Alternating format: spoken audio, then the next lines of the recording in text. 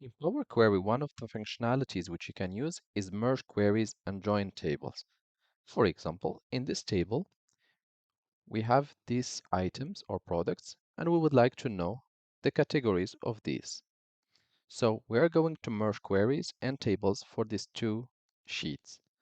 To begin, select your table or the first one, click Data, from Table, double click on the title and rename it accordingly. And click Close and Load. The second table, we will do the same thing.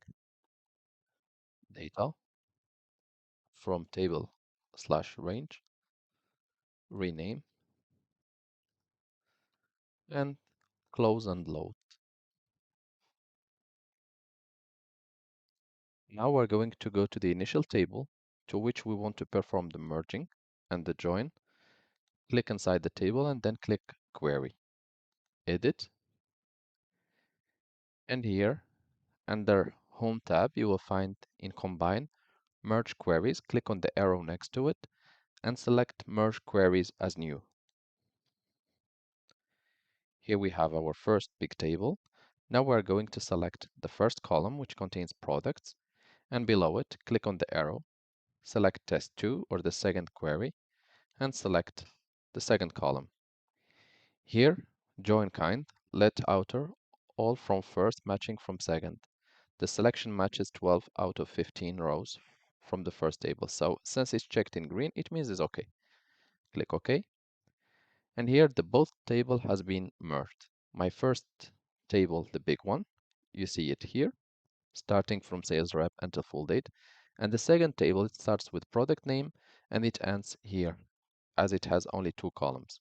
Next step, I'm going to name this test 2. I will click on it and I'm going to select category, as I want to see also category next to product name. Now I will move this one here by just clicking and dragging, and I will name it category. Now that we are done, we have merged queries and joined tables. We're going to click close and load.